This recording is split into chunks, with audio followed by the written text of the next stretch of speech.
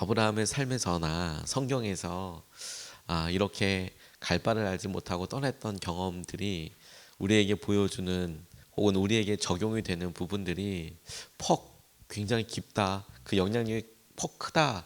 이렇게 싶습니다. 왜냐하면 우리 삶에서도 앞길에 어떤 일이 생길지 모르지만 예측할 수 없지만 그저 한 걸음 내디뎌야 결정해야 혹은 선택하는 것처럼 보여지는 때가 의외로 좀 많기 때문에 그렇습니다. 우리가 뭘 선택할 건가? 우리가 갈 수 있는 길 중에서 우리가 선택한다면 그것은 무엇인가에 대해서 고민하죠.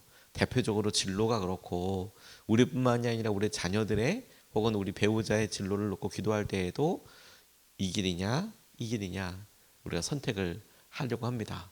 하지만 오늘 이 믿음의 삶에 대해서 주님께서 우리가 알고 있는 경우의 수 중에서 하나님 이 학교 혹은 이 학교, 하나님 이 직장 혹은 저 직장, 하나님 이 집 혹은 저 집, 이런 선택이 아니라 우리가 이 땅의 것을 선택할 것이냐 아니면 주님을 선택할 것이냐, 우리가 선택한다면 무엇을 선택하느냐가 아니고 누구를 선택할 것이냐와 관련된 그런 도전들을 우리가 오늘 같이 마음에 붙잡고 싶습니다. 여러분, 혹시라도 아브라함처럼 우리가 본토 친척 아비집, 우리가 아주 익숙하고 오랫동안 살았던 곳, 혹은 어떤 삶의 기반이 되는 곳을 떠나야 한다면, 그런 명령을 듣는다면 여러분 어떠시겠습니까? 내가 내가 떠나야 해. 이런 마음이 든다면 우리의 마음은 어떻게 움직이게 될까? 어떤 걸 중요하게 생각할까?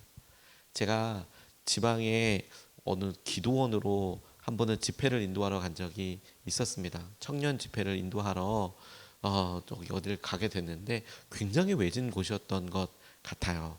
그래서 저녁 집회 두 번을 인도하러 이렇게 갔는데 숙소를 그 수련회장에 주셔서 찾아가는 길이었는데 엄청 외지에 있더라고요. 기도원이니까. 하지만 막상 딱 들어가니까 기도원 자체는 너무 좋았는데, 그런데 저는 찾아가는 입장이다 보니까 난생 처음 가는 길을 가는 거잖아요. 그런데 산속으로 막 이게 가고 큰 길도 아닌데도 만나다 보니 나중에 보니까 내비가 저를 그렇게 인도해 준 것이고 이렇게 큰 길도 있더라고요. 근데 이게 조금 돌아가는 길이니까 아마 그런 산길로 이렇게 저를 인도해 간 것 같아요. 가끔 이런 뚱딴지가처럼 내비가 그러기도 하지 않습니까? 와, 모르는 길 가니까 온통 어디에 신경 쓰냐면 내비에만 신경을 쓰더라고요. 얘가 앞으로 가라는 건지 혹은 이 왼쪽으로 틀라는 건지 계속 보고 혹은 세워서 다시 확인하고 신호가 안 잡힌 거 아닌지 다시 확인하고 계속 그렇게 되더라고요. 갈 바를 모르는 곳을, 내가 알지 못하는 곳을 간다, 익숙하지 않은 곳을 간다. 그러니까 나를 인도해 줄 내비든 무엇이든 아주 깊이 이렇게 바라보고 생각하게 되더라고요. 우리가 우리 삶에도 똑같이 그렇지 않겠습니까? 우리가 주님을 언제 제일 많이 의지하고 바라보게 될 것 같습니까? 우리의 일상이 날마다 익숙하고 당연한 일들이 많기 때문에 오히려 우리는 당연하게 생각하고 주님을 덜 의지하는 거일 수도 있어요. 근데 만약 우리가 처음 걸어보는 길이고 처음 마주하는 일이면 우리도 마음으로 긴장하고 영적으로도 긴장하고 어디에 주목하겠어요? 주님께 주목하게 될 거예요. 그러니까 아브라함이 그의 익숙한 곳, 그의 아버지의 집, 그의 터전, 그의 삶을 떠났다고 이야기할 때 우리는 힘들었겠다, 어떻게 내려놓을까, 이렇게 생각하는 면도 있겠지만 오히려 거꾸로 떠나는 사람, 그렇게 믿음으로 함께 떠나려고 하는 사람의 입장에서 보면 그에게 있어서 지금 제일 주목하고 있는 그분이 누구인가, 그의 믿음의 대상이 누구인가가 오히려 가장 많이 경험되고 주목되게 되는 순간이라는 것을, 이거 순종해 본 사람만 알아요. 한 번도 순종해 보지 않은 사람은, 한 번도 그렇게 떠나보지 않은 사람들은 가서 처음부터 어떻게 시작해? 부담돼. 이거 어떻게, 어려움이 있는데 이거 어떻게, 그게 고민이 되지만 한 번이라도 주님을 선택해 본 사람은 주님께 무엇을 이렇게 다루심 받게 될지, 하나님께서 뭘 원하시는지 그걸 기가 막히게 다루심 받는다는 것. 그래서 어려움과 고난만 있을 거라고 생각하지 않고 오히려 주님께서 어떤 은혜와 마음을 주실지, 내가 경험하지 못했던 어떤 삶을 듣게 될지, 그걸 기대하게 될 거예요. 저희 집사람이 저에게 아주 소중한 기회를 한번 허락해 준 적이 있었습니다. 이렇게 표현하니까 어떤 거였냐면, 제가 3.11 대지진, 그 동일본 대지진 때 일본 땅에 가서 섬길 수 있는 그런 기회가 있었는데, 그때 마음이 너무 아프고 일본을 향한 하나님의 마음과, 그리고 그동안에는 관심도 별로 없었는데 일본에 대한 어떤 사랑에 빚진 것 같은 마음이 이렇게 확 들어왔어요. 뭐 딱히 그 위에 어떤 접점은 없었지만, 이렇게 다 허물어지고 완전히 황폐화되어 있는 쓰나미가 직격으로 지나간 곳에 가서 복구 작업을 같이 하다 보니 하나님 마음이 도대체 어떠셨을까? 그래서 제 마음속에 기회가 된다면, 혹은 뭐 열린다면, 하나님, 제가 일본을 가서 열심으로 이렇게 섬길 수 있는 길들이 있었으면 좋겠다, 이런 바람과 기도를 이렇게 하게 됐는데, 그랬더니 그 기도와 함께 하나님께서 일본을 이렇게 갈 수 있는 기회들을 열어주셨어요. 당시에 그걸 기쁘게 받으셨는지. 근데 집사람이 한 번은, 제가 주로 이렇게 기도 다닐 때 일본에서 피해가 난 지역을 중심으로 해서 그렇게 가서 기도도 하고, 그리고 선교도 하고, 그런 시간들을 보냈었습니다. 그래서 그 쓰나미가 났던 그 동북부 지역에도 여러 번 가고, 그리고 히로시마라는 곳도 가보고, 나가사키라는 곳도 가보게 됐어요. 관광이 아니라 내가 기도하러 좀 가야겠다, 그런 특별한 마음이 부어졌었거든요. 근데 한 번은 저희 집사람이 휴가 일정이 이렇게 있는데, 제가 그런 것들을 많이 나눴었거든요. 당시에 일본을 향한 마음과 하나님께서 얼마나 이렇게 했었을까. 그래서 일본의 피해난 지역, 그런 큰 일이 있었던 곳에 가서 이렇게 기도하고 주님 마음을 좀 이렇게 구하면 좋겠다. 그래서 히로시마라는 곳을 이렇게 방문하게 됐어요. 근데 히로시마가 처음으로 핵폭탄이 터졌던 곳이거든요. 1945년 8월 6일에 리틀보이라는 핵폭탄 이름이에요. 이게 8월 6일에 히로시마에 터졌고, 8월 9일에 나가사키에 원폭이 투하됐는데, 그때 팻맨이라는 그런 폭탄이 떨어졌었습니다. 8월 6일 8시 15분, 14분에서 15분이 바로 넘어간 그 즈음에 히로시마 상공 570m에서 원자폭탄이 처음으로 이 세상에서 빵 터졌어요. 엄청 많은 사람들이 희생됐습니다. 그런데 그날 이제 거기 가서, 사람이 한 인재잖아요. 하나님이 하신 게 아니잖아요. 전쟁이 있어서 일어나게 된 이걸 뭐 누구의 죄냐로 가지고 묻기에는 너무도 많은 일들이 엎쳐 있는. 그런데 그곳에 가서, 그 원폭 투하 지점에 가서 이 아침에 이렇게 기도하게 됐어요. 근데 너무 놀랐던 게, 일본 사람들도 그때를 기념해서 8시 15분쯤 되니까 음악을 이렇게 잔잔하게 틀고, 그리고 그날의 묵상처럼 그렇게 잠깐 한 몇 분 정도 묵념하는 시간처럼 그렇게 있더라고요. 근데 저는 그 시간은 다 출근하고 바쁘고 분주한 시간이잖아요. 근데 새벽 예배 하듯이 아침에 일찍 나가서, 지금은 그곳이 이제 공원화 되어 있어요. 근데 그곳에 가서 가만히 묵상하면서 주님 앞에 일본을 위해서 기도하는 시간을 보냈어요. 하나님, 일본 땅을 찾아주시고, 이 우상이 많고 이렇게 정말 너무 마음에 강팍하고 친절한 것 같지만 복음을 못 알아듣는 이 사람들한테 하나님 복음 열릴 수 있게 해주십시오, 이런 기도를 했었는데, 오히려 그렇게 조용하니까 음악 소리 어떤 건지 들리고, 그리고 하나님의 마음도 쫙 이렇게 임하는 것을 보게 되더라고요. 오히려 조용하고, 오히려 낯설고, 오히려 처음 경험하게 되니까 더 깊이, 더 간절히, 그리고 우리 주변에서 하나님께서 어떻게 일하실지 알게 되더라고요. 본토 친척 아비 집을 떠났다. 아브라함은 부르심을 받았을 때 갈 바를 알지 못하고 떠났다.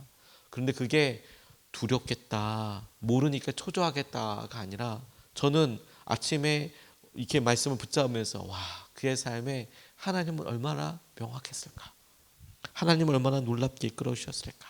그래서 여러분, 구약시대에 하나님께서 사람들을 부르실 때를 가만히 보면 특별히 개인적으로 부르셨을 때는 사람들과 구분되고 분리되는 그런 경험들을 많이 해요. 세상으로부터 주님께서 구분하시고 거룩하게 부르신다라는 느낌이 있었거든요. 구약시대 때는.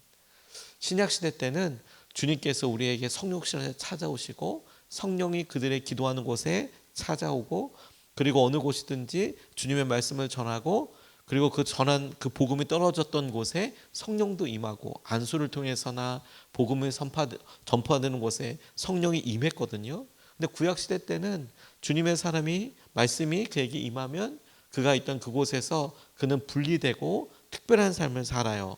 분리되고 구별됐다라는 점에서 구약시대에 말하는 거룩과 아주 똑같은, 아주 비슷한 개념이 되는 겁니다.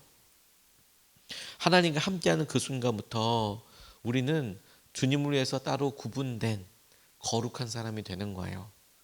우리가 뭘 하고 뭘 안 하기 때문에 거룩한 사람이 되는 게 아니고요.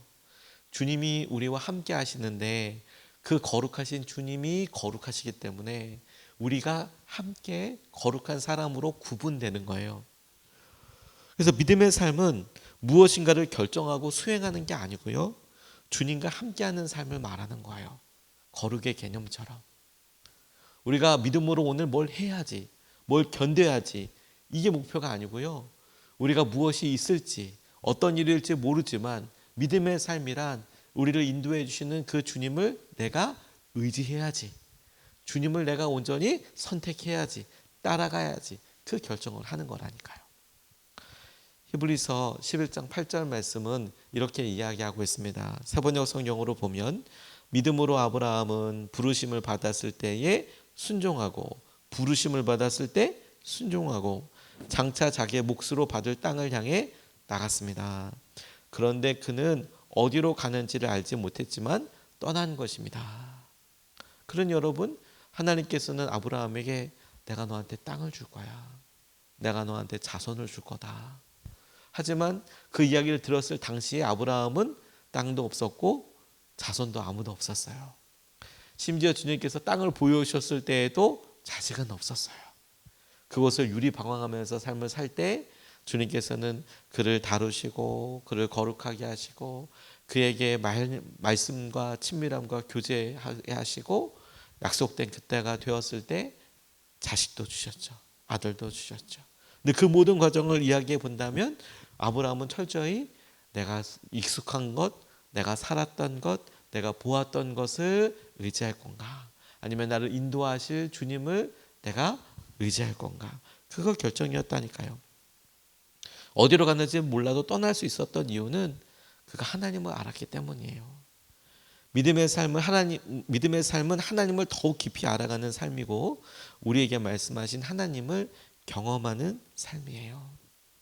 마치 여러분, 결혼의 목표가 성공이 아니잖아요. 내가 이걸 결혼을 해서 내가 못했던 어떤 부를 누리게 되고 뭘 어떻게 하게 되고 이런 것들이 목표 자체가 아니에요. 오히려 그런 경우는 정략 결혼이나 뭐 이런 조건이나 이런 것들만 있다면 그건 오히려 진짜 인격적이고 함께 해야 될 배우자를 선택하는 것은 아니라고 봐야겠죠. 오히려 진짜 목표는요, 함께 하는 게 목표예요. 그렇죠? 우리가 결혼할 때 다른 여러 가지 기준도 중요한데, 그런데 그걸 조금 더 본질적으로 하다 보면 그래, 내가 이 사람이랑 이 일을 혹은 그걸 반복적으로 오랫동안 혹은 새로운 일을 해도 재미있겠다, 즐겁겠다, 할 수 있겠다, 이제 그런 생각이 들면 그게 결혼의 마음이죠. 친밀한 마음이죠. 이게 중요한 거죠. 그걸 계속 할 수 있겠다라는 마음. 함께 하면서 성공도 하고 실패도 하게 될 거예요. 그런데 그 사이에 서로를 깊이 알아가는 거죠. 이게 목표인 거죠. 이게 누군가 우리 자신을 알아주고 이해해 준다는 거, 그리고 우리도 누군가를 그렇게 이해하고 알아간다는 거, 그리고 그 둘 사이에 다른 사람들은 알 수 없는 깊은 관계가 맺어져 간다는 거, 이게 결혼의 신비이고 은혜이죠. 근데 결혼이라고 우리가 이렇게 이야기했지만 하나님과의 아주 비밀스럽고 그리고 충만한 관계도 딱 이와 같습니다.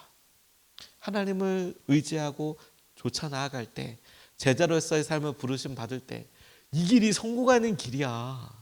이게 유일하게 건강하게 살 수 있는 길이야. 이게 내가 재정적으로 펴는 길이야. 여서 하나님을 선택한 게 아니고 주님이 나를 부르셔서 주님을 선택하는 것이고 따르는 것이고 주님이 먼저 나를 부르시고 선택하셨기에 우리가 반응하는 것이고 그래서 그 주님과의 삶이 어떨지를 기대하며 나아가는 삶이 믿음의 삶이라는 거예요. 그래서 우리가 시간을 지나면서 마주하게 될 그런 여러 굴곡들을 자연스럽게 때로는 용기 있게 때로는 정신없이 나아가게 될 때 누리게 되는 은혜고 열매가 되는 것이죠. 그래서 우리가 하나님을 선택했다 이런 표현을 할 때 하나님과 함께하기로 결정한 거예요. 어떤 순간이든지. 그리고 하나님과 함께할 때 우리가 한번 떠올려 봐야 되는 거예요. 다시 한번 이 말씀을 그래 내가 아브라함처럼 익숙한 곳을 떠나서 갈 바를 알지 못해서 떠난다라고 이야기할 때 그래 이것의 의미는 내가 하나님을 선택하는 것이지 내가 주님을 의지하는 삶이지 주님과 함께하는 삶이지 여기까지 동의가 됐다면 이 삶에서 진짜 중요한 핵심 포인트가 한 번 더 한 걸음 나아갈 수 있다면 그게 뭐가 될까? 저는 우리 삶에서 그대로 적용해 보면 이럴 거라고 싶어요. 여러분 여행할 때 제일 중요한 건 누구와 함께 가는 거 아닙니까? 그런데 우리가 친한 사람이라고 할 때 가장 힘든 건 뭘까요? 짜증입니다.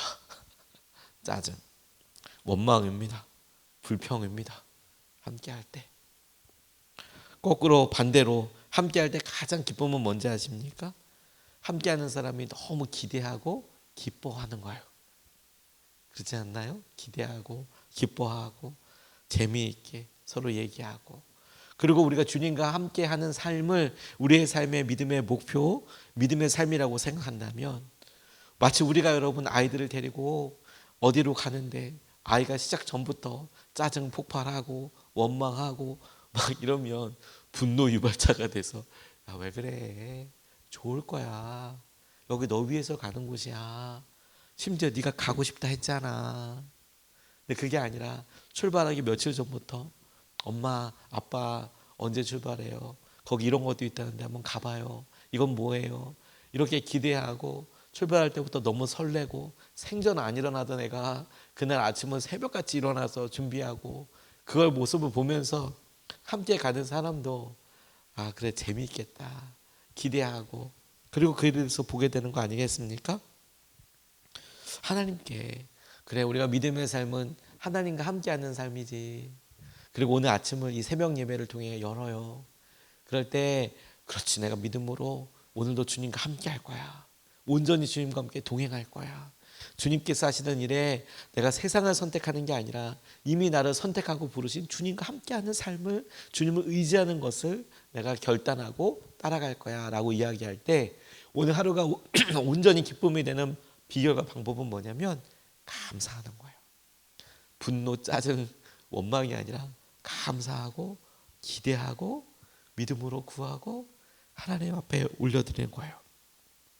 나사로가요 하나님 나라 갔을 때 할 말이 아주 많았습니다.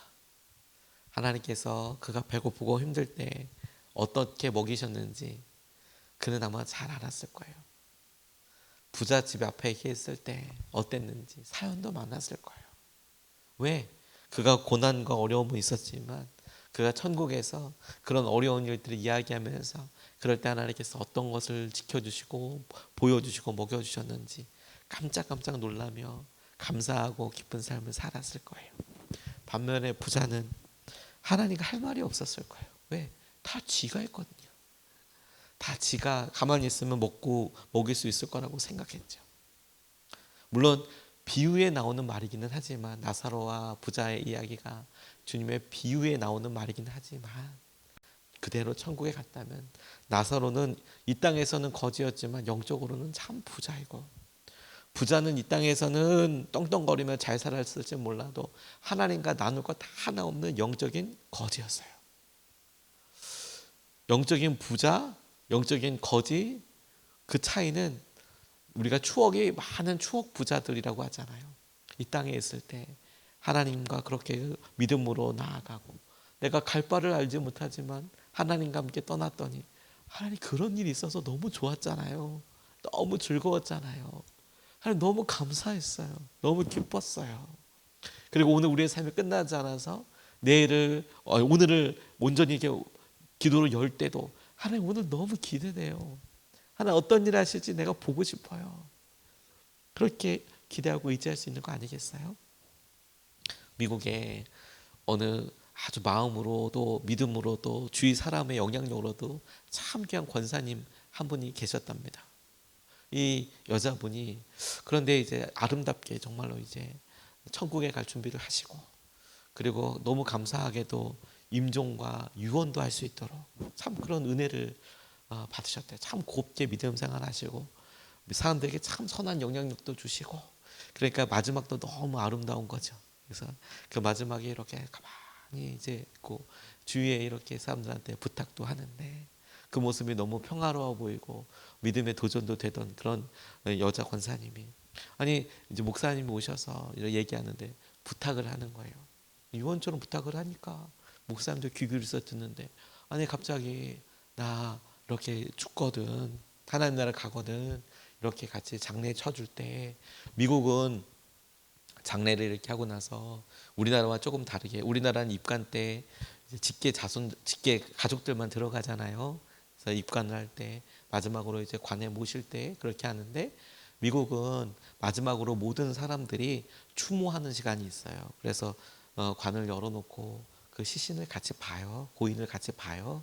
마지막으로 말도 하고 이렇게 하거든요. 교회 앞에다 이렇게 모셔두고. 근데 그걸 할 때 자기한테 포크를 손에게 쥐어달라는 거예요. 포크. 뜬금없이 포크를, 우리 그 덴뿌라 찍어 먹을 때 쓰는 포크 있잖아요. 감자 이렇게 찍어 먹을 때 쓰는 포크를 달라고 하는 거예요. 왜 포크를 갑자기, 이분이 갑자기 왜 포크? 그런데 그 이유가 뭐냐면, 미국의 문화에서는 이런 표현이 있대요.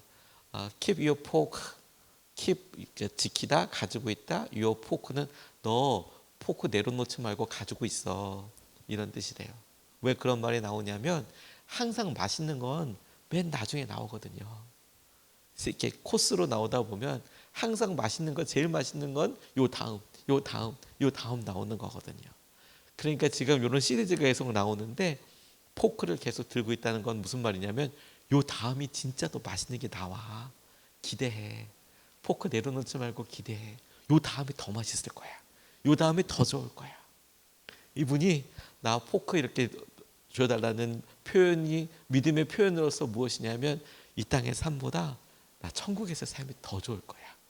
그러니까 포크 더 좋은 게 많이 나오고 더 기쁠 거니까 나 포크를 내 무덤에 같이 넣어주세요. 그랬다는 거 아니겠어요? 여러분, 오늘 기가 막힐 거예요. 오늘 비가 오지만 우리는 오늘 이 아침부터, 이거 새벽 예배 나오는 거 주님 때문에 나온 거잖아요. 이 비가 오는 우중에. 그러니 오늘 하루 염려와 걱정과 이런 것들이 우리 안에 설사 있다고 하더라도 우리는 주님을 선택하는 거예요. 믿음의 삶. 오늘 포크를 들고 있는 거죠. 오늘 새벽기도 하고 포크 내려놓는 게 아니라, 하나님 뭐가 있을까요? 뭐가 재밌을까요? 하나님 예배하신 것을 누리게 해주세요. 주님을 선택하고 따라가게 해주세요. 우리가 그 마음으로 오늘을 주님과 함께 온전히 동행하면 좋겠습니다. 오늘의 키워드는 믿음의 삶, 곧 주님을 선택하는 겁니다. 우리가 오늘 말씀을